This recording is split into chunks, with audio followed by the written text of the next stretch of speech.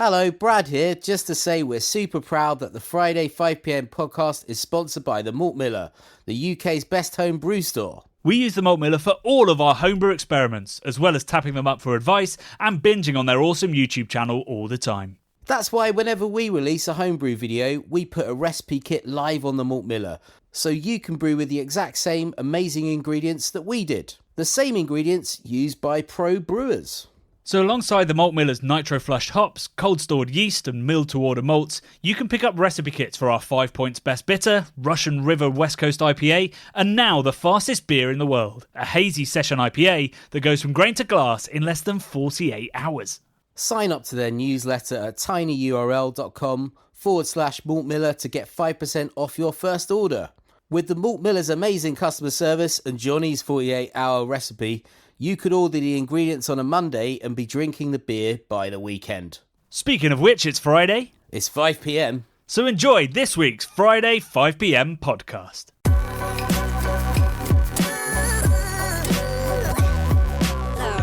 It's Friday, it's 5pm, it's time to put a beer in your glass, kick back and enjoy some lightly edited, or indeed, because it's Brad, heavily edited nonsense. How are we doing, Bradley? Yeah, good man. I've had a pretty nice week in general. I'm enjoying the fact that the sun is shining. I feel it's like been glorious, isn't it? I don't know what's happening. I feel like the winter's been extra long, but I think it's actually been extra short, hasn't it? Because this is very unseasonably good weather we're experiencing right now. It is rather wonderful. I've already smelt the first ambitious barbecues from my neighbours. Now I'm in suburbia. Whoa! Are they like sort of shorts men? Do they wear shorts all year round? I imagine they are, those sort of guys. No, the first to crack out the barbecue are actually the strange neighbours that our garden backs onto theirs, and they occasionally, occasionally they do some slightly weird accordion line dancing Morris men hybriding Kaylee-esque things, and yeah, they were straight out, so not shorts wearing, but unique in their own way. They're more sort of like wicker men, sort of wearing tweed and sort of flouncy white shirts ready for sacrifice kind of Yeah, thing. very much that kind of vibe. They also they have a sundial on the front of their house, like a giant sundial. Oh, they're definitely pagans or something, like sun worshippers. Gotta be, surely. Not that there's anything wrong with that. So. No, yeah. Each of their own. Just exactly. I mean, maybe not literally my backyard. You Kaylee crazies. It sounds fun. I'd probably want to get to know these people. Maybe not that well, but that's the difference between you and me, Bradley. From a distance. Maybe I'd just watch them over the fence for a bit and offer them a beer. Yeah, I literally rear window them. I just stare out of my spare bedroom window, wishing they'd be quieter. Welcome to the suburbs. Welcome to the suburbs. Yeah, things don't get much weirder. No, hopefully not. And you've had some big news this week, right? Yeah. So I haven't had a baby, but my sister's had a baby. She went in on St. Patrick's Day to be induced. So I was quite hopeful that I might have a little St. Patrick's Day niece that I could enjoy Guinness chocolate birthday cakes with every year. Yeah, just another excuse for Guinness once a year.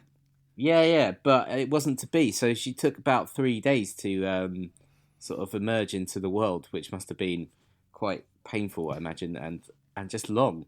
Very long time. I'm sure your sister was thinking, damn it, I was hoping for St. Patrick's Day. Definitely not. I'm just hoping this would end. Exactly. But I was like, we could call it Patsy for like St. Patrick's Day. That'd be awesome. Or Patrick if it was a boy. We knew it was a girl. But, you got to kind of roll with these things if they happen.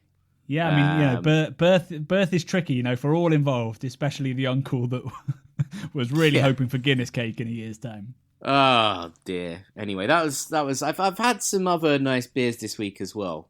I didn't have any Guinness this week. What am I talking about? But I went to Brick Brewery taproom the other night after I had some disappointing tacos from. I don't know if it's a name and shame or not, really. I think it's a bit unfair to name and shame. But a taqueria in Peckham, which I used to frequent a lot, and I thought I really rated them. But the tacos I had the other night were rubbish. So you went to drown your sorrows? Yeah, we went to Brick afterwards, and I just drank. I think I had about 3 pints of the Session IPA, which was tasting glorious.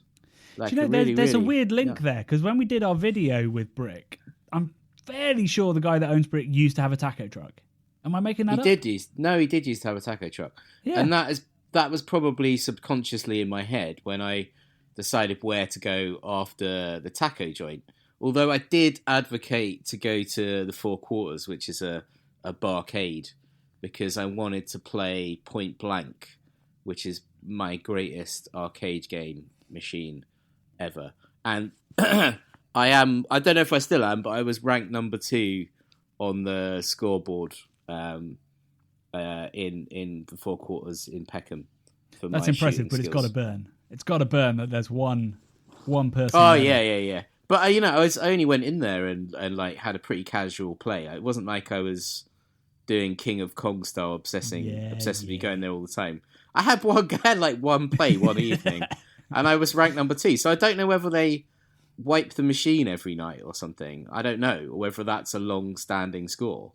But I was like, could be a pretty good trick to get people to come back. Like, if you wipe it every day, everyone thinks they're amazing. They'll be like, I've got to go back and get to number 1. It's a lot of work though doing that shit, right?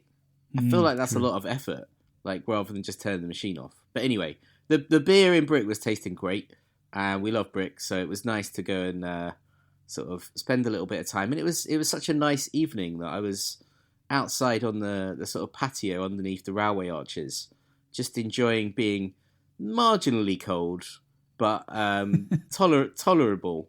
And it was really nice, Johnny. It's the quintessential London pub taproom, brewery taproom experience. Being slightly cold, slightly uncomfortable in a railway arch, but drinking good beer.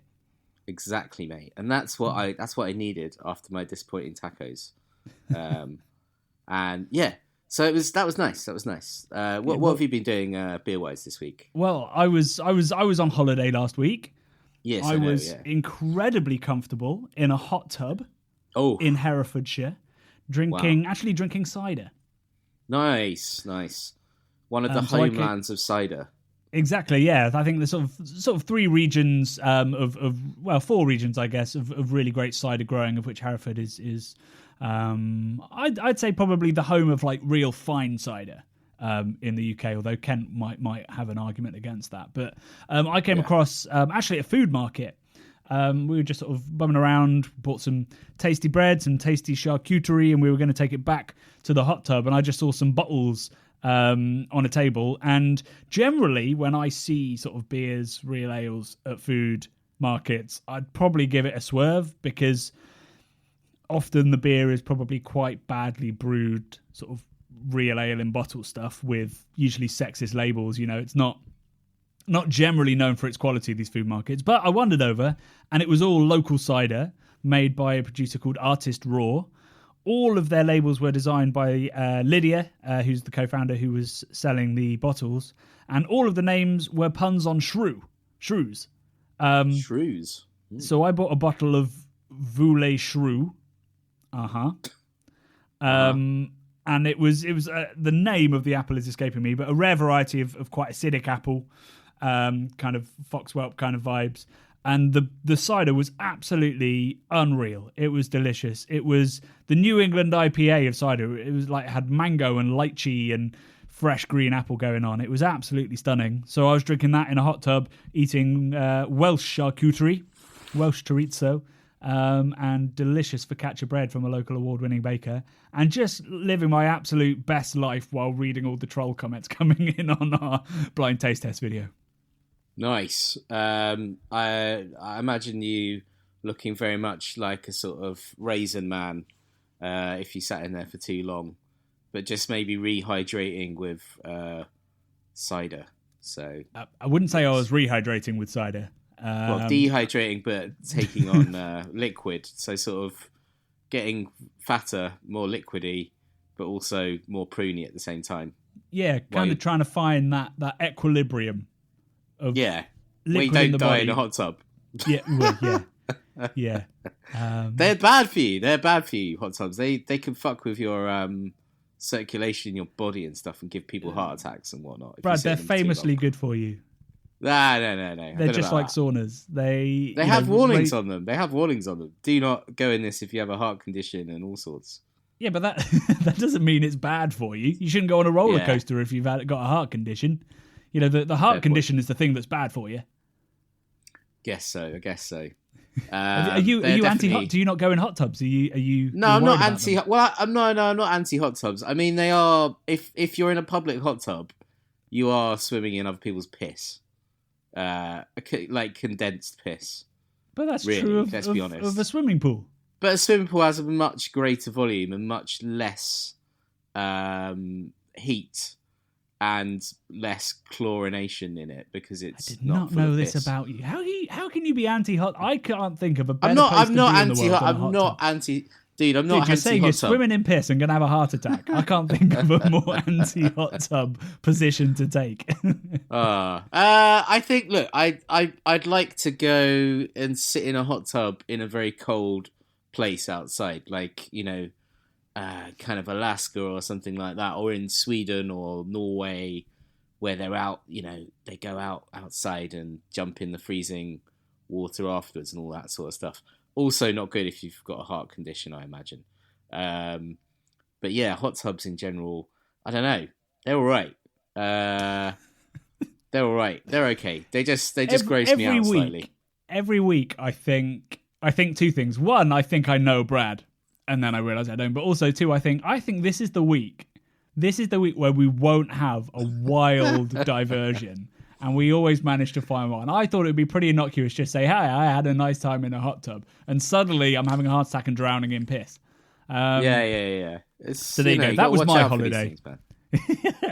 Beautiful. Yes. So we didn't have a video last week as a result of Brad being on holiday in Paris the week before, and then me being in Herefordshire. But we came back with a bang this week, didn't we? Boom, indeed, Johnny. You were out in the Brudio. Flying solo this week, doing your beer nerd or beer expert, I think is as the thumbnail says.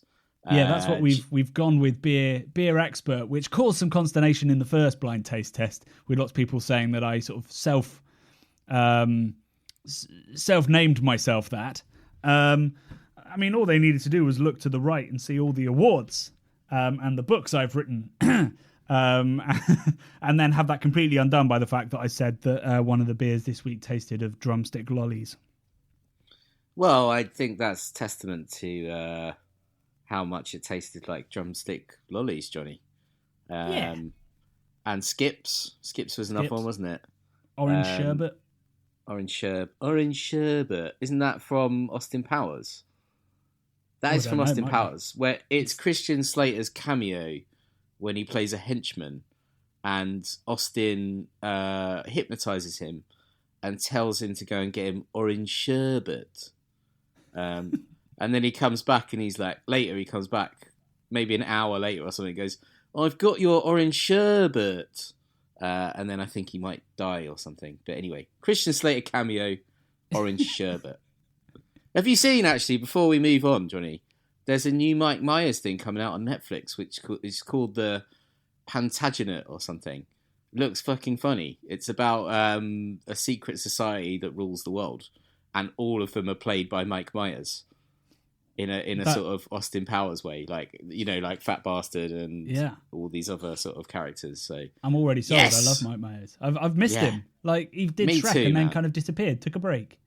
He took a long old break, didn't he? So I'm pretty pumped to be watching the Plantagenet or something. Anyway, it's coming out next month, I believe. So we'll be watching that. I'm going to watch out for that. Yeah. So back to the video. If you don't know what this week's video was, it was the sequel to our beer expert tastes bad macro beer, in which we did beer expert tastes good macro beer. So basically, we went onto social, we went to our Patreon forum, and we asked what macro beers you consider good. One person replied Desperados. We dismissed that immediately, but we came up with, in the end, 15 beers were bought. I didn't buy them. 15 beers were bought, and then I was served them blind, and we taste tested those to see if there are good macro lagers, if I could pick them out, or if there are any surprises. And two of the beers were the ones that won the bad lager test. So Stella and Heineken were put back in, and they were kind of middle of the pack. So they are both kind of all right lagers, as much as it hurts to say that a Heineken beer is all right. But the winner was Pilsner Urquell, and it stood out a mile, being double decocted, slightly diacetyled, and incredibly heavy, hopped and bitter. But there were some surprising winners and losers. Asahi was sweeter than I thought it would be, despite being called Asahi Super Dry. Star Praman, which is a beer I've always thought was all right, was horrendous. I think that came last, potentially. Yeah, it was last, yeah. Yeah, so it was a really interesting test, and I learned a huge amount, and as we've already said, picked out lots of unusual flavours, which I think comes from the fact if you take away expectation, you don't know exactly what you're going to get, then suddenly you sort of free your mind to the possibility that there might be lemon yogurt in your lager. Yeah, man. With regards to the Star of Praman, we had a lot of comments. I didn't actually pick one of them out, but there were lots of comments that were saying, was that brewed in the UK on contract, or was that from Czech? Because they're different beasts. Exactly. I mean, so that is something that we had a lot of comments about that, and actually the comment that I've picked out is a comment in which we question that, and I'll dive into that now. Go on. So Coxie Wrecked commented and said, I really like the video. I have a question whether some of these are the original exports or brewed in the UK, aka inferior versions. Making a slight assumption there, but you're probably right. Star Praman was a great lager when first introduced to the UK, but the version we have now is brewed in Burton-on-Trent alongside many other ghastly beers. She also says that she'd have expected Budvar to do better in this test, which I also agree with, and maybe we'll get into that. But yes, so one thing that I didn't put into this video, and I'm slightly annoyed at myself, is sort of the realization that many of these beers aren't the original beers that say, you know, the people in Japan aren't drinking the same Asahi as us. So actually this morning I went digging in my recycling bin to dig out all of the bottles that I'd thrown away. That's what I do for you folk. And found that 5 of the beers that I tested were brewed in the UK under license. So Stella Artois, Star Praman, Birra Moretti, San Miguel and Asahi were all brewed in the UK despite not being UK brands. All of the others, so the Heineken that I drank was Heineken. The Estrella was Estrella. Camden House obviously is a British beer, and was Camden House. And then Augustina, Stiegel, Paulana, Pilsner Urquell were all sort of the originals. So, yeah, I mean, it definitely does make a difference. It shouldn't, because I know that these companies would sit down and taste alongside them, alongside the originals to check, you know, quality assurance. They do multiple blind taste tests to check that they are tasting similar, which is why it's always such a goddamn surprise when they really, really aren't. So, yeah, Star Praman was brewed in Burton-on-Trent by Molson Coors, and it was bad. It was bad. It was nasty. It was flawed. In the same way that the Kronenberg one in the previous tasting was just obviously bad. This was the only obviously bad one here. The San Miguel was all right. Interestingly, also, Killian in our Patreon forum clocked that the ones that had drumstick lolly or lemony yogurty thing, as in the case of San Miguel, they were both Spanish beers. One was Estrella and one was San Miguel. So I don't know whether it's a lactic culture that these breweries use, or whether it's a yeast that these breweries used, or, you know, the malt. Maybe the malt is imported to the UK for using it, and it's got some kind of lemony character and acidulated malt thing. I don't know, but it was interesting that both the Spanish ones had that candied, sweet thing going on. And the Heineken was Heineken, but it was from a bottle, right, rather than a can. Because I like the little tiny stubby cans. I think they taste pretty good. I'm ashamed to say that, but ice cold one of those is pretty great. But out of a bottle, I think it tastes pretty crap. It's skunked, yeah. Yeah. It's skunked and all the rest of it. It doesn't have that lovely sweetness to it. Well, it should have that sweetness. It would just have a weird skunky musty thing on top of it. It's the same beer going into the takes away though, Johnny. Takes away from my sugar monster sort of like just sweet toothness and just like delicious sweet nectary stuff. Yeah, well, I mean, if you like sweetness, you should drink lots of Asahi, because it was very, very sweet. And Estrella and less so San Miguel. That was a little bit more. I mean, it certainly wasn't sour, but it was fresher. Estrella and Asahi were very, very sweet. Estrella is I when I go to Barcelona, which is one of my favourite places to go, that's the only place for me that's acceptable to drink Estrella. It never tastes any. It tastes pretty good because it's ice cold, and it's boiling hot, and it's sort of watery but kind of a little bit sweet as well. And it's you buy it off a vendor on the street for like 50 cents, and you're just wandering around, just having a great time. I also like the Limon Dam or Dam Limon Estrella, which is their kind of what do you call it? Shandy. Radler version? Shandy. Radler, right. Radler thing as well. That's pretty good. But over here, I never drink it. I think it tastes pretty bad. I would say if you're in Barcelona, you should be drinking Moritz. It's a different class of lager. It's a really, really good macro lager. I'm talking about street vendors. They just seem to have the little cans. I think you'll find some Moritz street vendors. It's not a small brand. No. The restaurant is really good as well if you want to go there. But I mean, I agree. I've had some Estrella there, but obviously I'm seeking out Garage and Moritz when I'm over in Barcelona. But yeah, did you have any comments? I got loads of comments. Great. So this is from No Pen O'Penine. Great video. Thank you for doing it. I must admit this is a bit more interesting to me than tasting some obscure beers that many people might not even find in their local craft beer stores ever. I think that's the thing we've talked about a little bit, which is kind of why sort of doing these videos now is because we've realised that actually some of the beers we're trying are not widely available. So they don't reach a global audience in the same way that, a Stella or a Heineken might do. I think it's something that we've wrestled with for a long, long time, and it's why we increasingly in the last sort of 2 or 3 years have done content that's more style-based. So like trying to do what even is and stuff like that, because that way, people can go, I can't taste that particular beer, but I now know more about beers that are sort of the same style. So I think, the blind taste test thing brings people in. That's exciting. But yeah, it's great to be able to talk about beers knowing that people will have tasted it. And that's been really noticeable in the comments. Lots of people going like, oh, I thought this about this beer, which you don't necessarily get when, you're doing a one-off from some obscure place outside of Birmingham or Manchester, particularly when only 30% of our audience is British. Exactly. Had another comment. I'm just going to rattle through these quickly from KM Farragon, who just said, love this and excited to hear there'll be more. These videos bring some needed humbling for both the beer snob and the beer snob hater. What do you think? What do you make of that, Johnny? Yeah, I think that's a really interesting point. And, I was kind of humbled by, particularly like Birra Moretti was a good beer, even though it's also brewed, for God's sake, it's a Heineken one as well. But I thought that was a pretty tasty beer.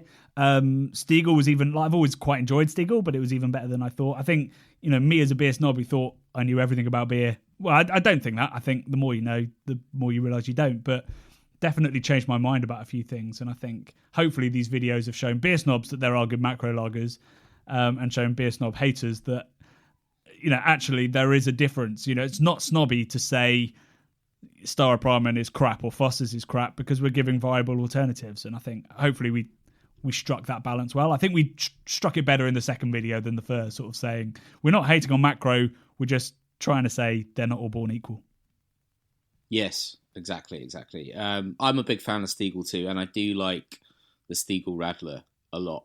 To the point where when I go to Meat Liquor, a burger restaurant here in the UK, I drink the Radler with my burger, and I love they serve it in a ceramic, an earthenware tankard or stein, I guess. My girlfriend asked them if she could buy one for my birthday, and they said, just nick one next time you're in, and if anyone stops you. Show them we've sanctioned that you're allowed to steal this. So we stole one next time we went. It's great. I drink out of it all the time. There you go. Thanks, Meat Liquor. Yeah, I another trend in the comments, Johnny. I noticed people baying for blood in that they wanted Tenants to be in that lineup.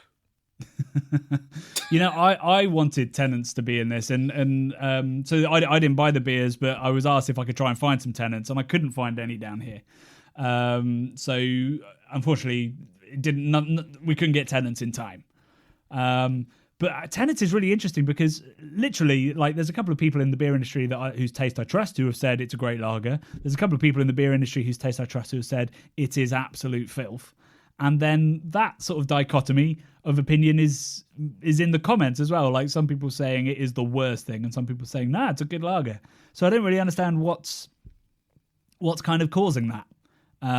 Whether it's got to brewed in be two different places, or horrific in bottle, like contract bottled or contract brewed for bottle, or something that makes it different. I don't know. Do you not think it's tied up with what they grew up with? Like, maybe their first beer love was Tenants because they're from, wherever, up in the north or in Scotland. I kind of think it's the opposite. I think it's not really Scottish people that are telling me Tenants is great. It's mostly Southerners, and I think it is the exoticism of going up and drinking Tenants. The same as you going to going to Barcelona and drinking Estrella and thinking it's good. It's like, it just speaks to the place that you're in, and you feel like you're assimilating a little bit by drinking it. And it's a common thing. You go on holiday, you drink a lager or you drink a wine, you think it's amazing, you bring it home, and you're like, oh, actually, it's not that great. So I'm sure if these people, I'm not sure, maybe people, if they had a Tenants in central London, would be like, actually, no, this is filth. Now I really want to try a Tenants. I haven't had one of those since I was a teenager. There's a craft beer channel video. We'll just drive up to Scotland, have a pint of Tenants, and come back. Yeah. It'd be so worth it. We'll do the North 500 scenic route around the Highlands while we're there. Just drinking Tenants. Just drinking Tenants. Brilliant. That's what we got into the craft beer channel for. Yeah, just driving around drinking macro beer. Yeah. Oh, yes, mate. Yeah. Great stuff. I don't know what else. I was going to say something. Oh, I used to love half a lifetime ago, Johnny, when I was 20, so I'm 39 now. My drink of choice when I was an art school student would probably be going to the bar and asking for a pint of Star, mate. Pint of Star, please. I thought it tasted great at that point. So I think there were a few comments saying that Star used to be very good when it first came to the British market. I would tend to agree with that. Well, maybe that was the imported stuff, and now that it's brewed in Burton-on-Trent, it's nasty. I probably had it. Yeah, I probably had it about 5 years ago. A pint. I just thought, oh, you know what? For old time's sake, I'll have a pint, and I did think it tasted terrible. So it bared no resemblance to my memory at all. So yeah, it must be the kind of contract brewed effect. Possibly. But next time we go out to check, so. I'm going to check it when we go back to check. Yeah, exactly. There we go. I've got one last comment that I picked out because it properly stopped me in my tracks. And it was from Freshness, all in caps. And he said, props to this bold snob. I subscribed after the last lager video and become addicted to the channel. This is backhanded compliments at its most brutal. I've started wandering around the house now. When I do something good, like rock the baby to sleep or not have a fourth biscuit, I'm saying to myself, props to this bold snob.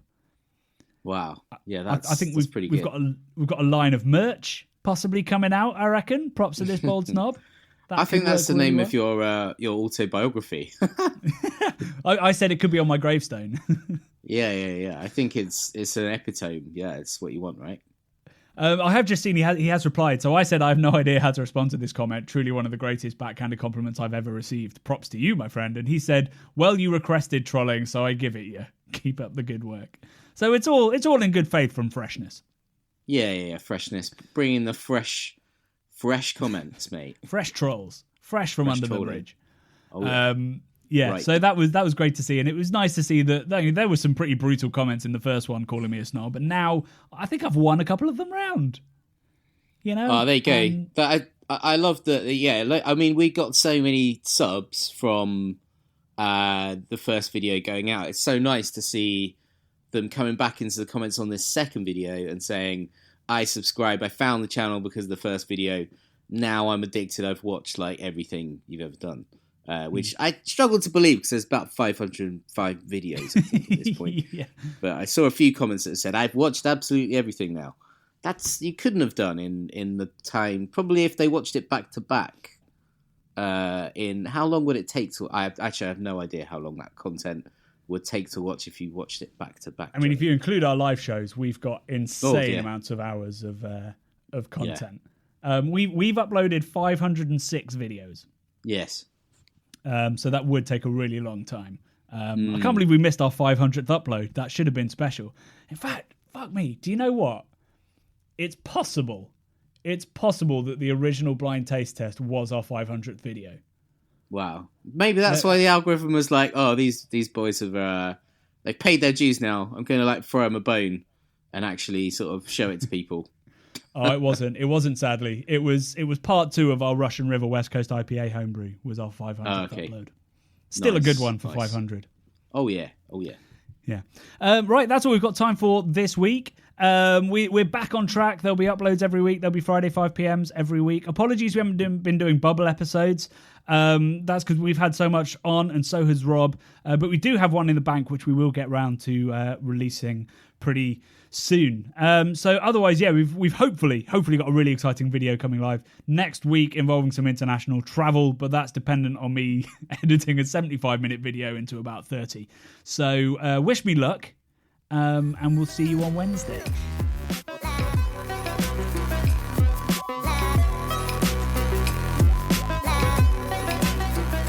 The Bubble and Friday 5pm podcasts are brought to you by the nerds behind YouTube's craft beer channel. You can watch over 400 mini documentaries at youtube.com/the craft beer channel. And if you love what we do, support us via Patreon and get access to merchandise and our amazing Discord forum, a positive and welcoming space for everyone who loves beer, food and homebrewing. Love and beer.